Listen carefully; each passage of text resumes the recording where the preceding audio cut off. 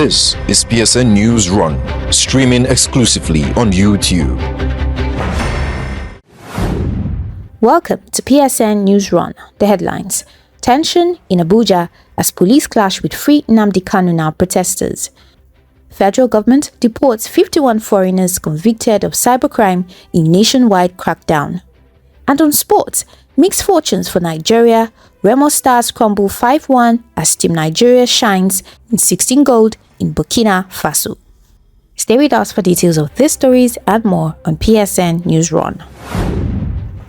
Tear gas and tension filled Abuja's central business district as police clashed with protesters demanding the immediate release of IPOB leader Nnamdi Kanu under the Free Nnamdi Kanu Now campaign.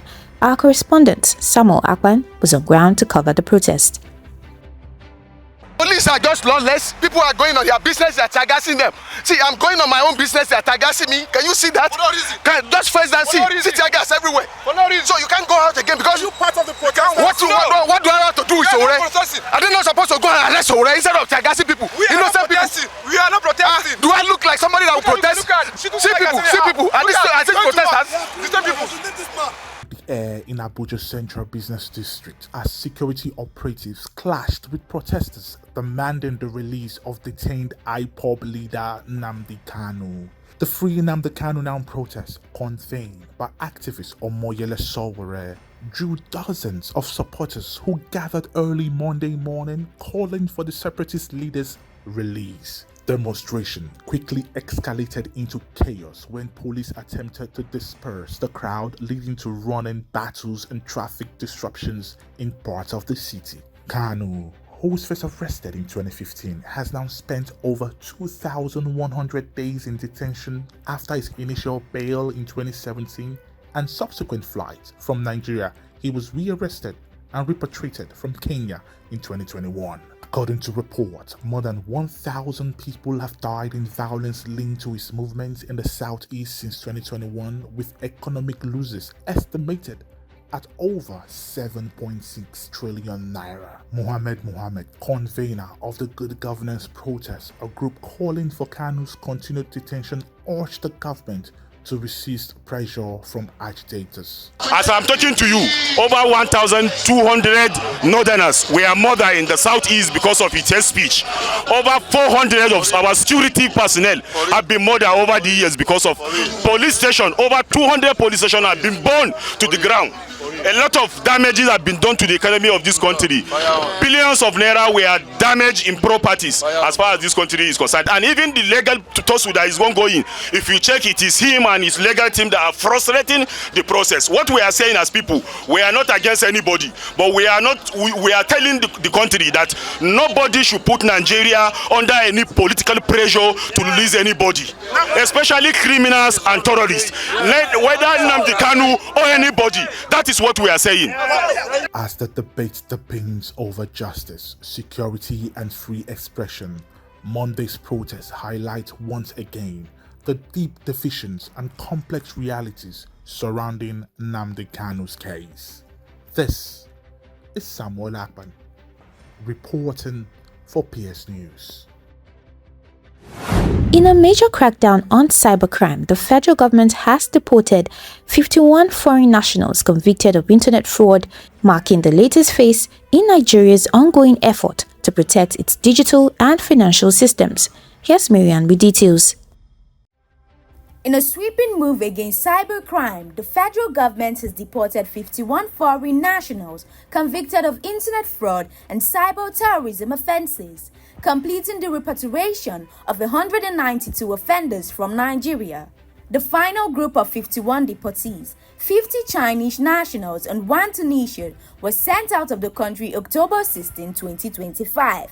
The Economic and Financial Crimes Commission, EFCC, announced this action marks the conclusion of a crackdown that began with 759 suspects arrested on December 10, 2024 at a building on Oyejolayemi Street, Victoria Island, Lagos, linked to a sophisticated foreign-led cyber fraud syndicate.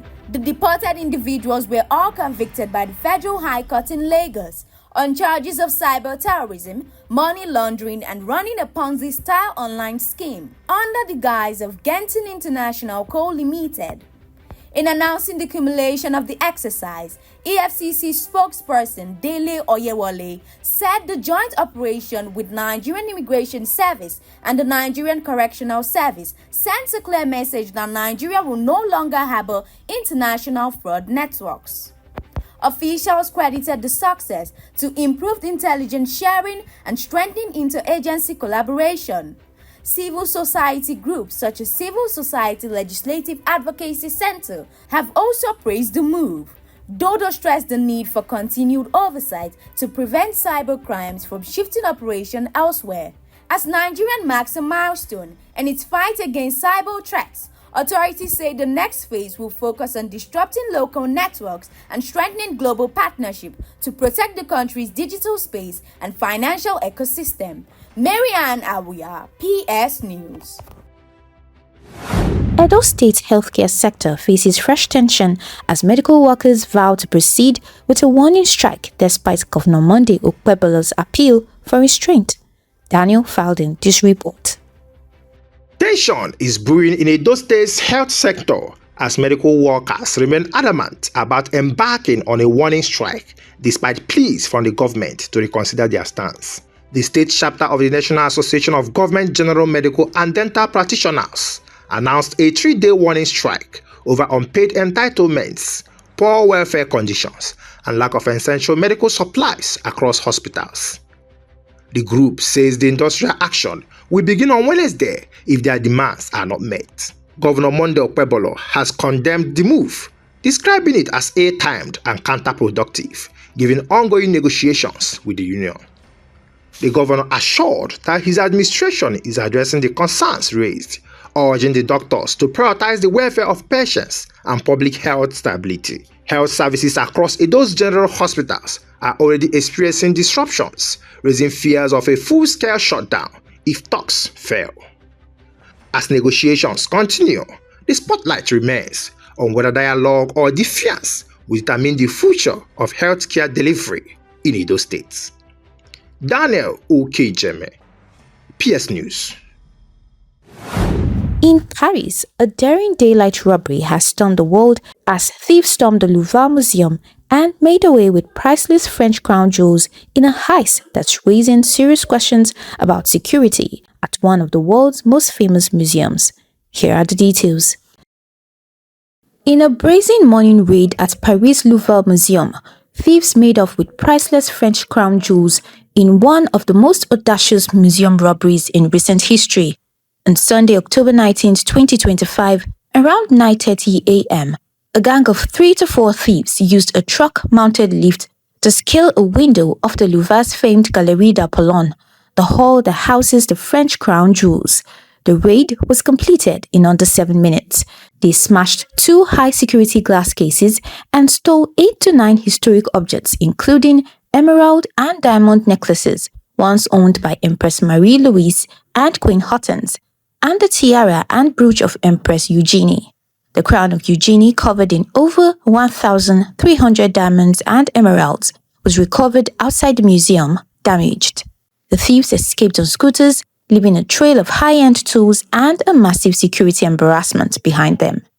Interior Minister Laurent Nunez described the loot as inestimable and pledged a full investigation. Critics have pointed to long-standing security flaws at the museum, calling the heist a wake-up call amid recent staff strikes, infrastructure delays, and overcrowding. As police launch a race against time to recover the treasures before they are dismantled and dispersed forever, France faces questions over the protection of its national heritage and whether, symbolically, priceless jewels can be safeguarded in the world's most visited museum. It was a weekend of mixed fortunes for Nigerian sports. While Remo Stars suffered a heavy 5-1 home defeat to South Africa's Mamelodi Sundowns in the CAF Champions League, Team Nigeria stole the spotlight in Burkina Faso, winning 16 gold medals at the Anoka Zone 3 games. Sam is on the sport desk.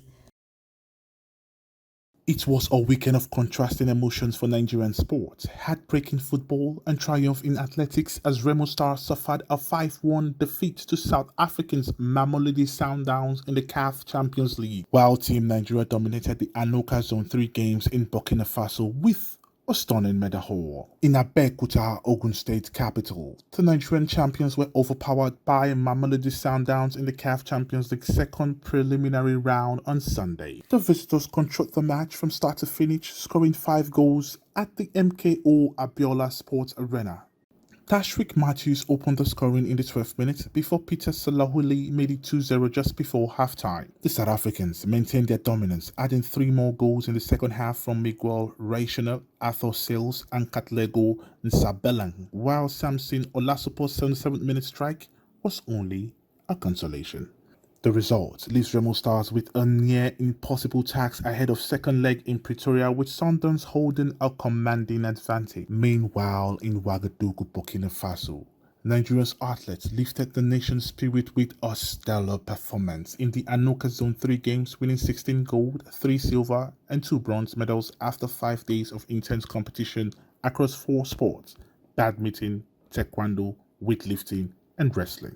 Director General of the National Sports Commission, Honorable Bukola Olakbade, hailed the athletes for their resilience and dedication, assuring them of continued support from the Commission and the Nigerian Olympic Committee. From the heartbreak in Abeokuta to glory in Ouagadougou, the weekend showed the highs and lows of Nigerian sport, a reminder that while defeat may stink, victory still shines bright on the continental stage. This is Samuel Lakman for PS News. And with that sports report, we wrap up the bulletin. I am Uluwatosin Deba. Good evening. You just watched PSN Newsrun, streaming exclusively on YouTube. This is your trusted voice for news that matters. Subscribe, like, share, and stay informed.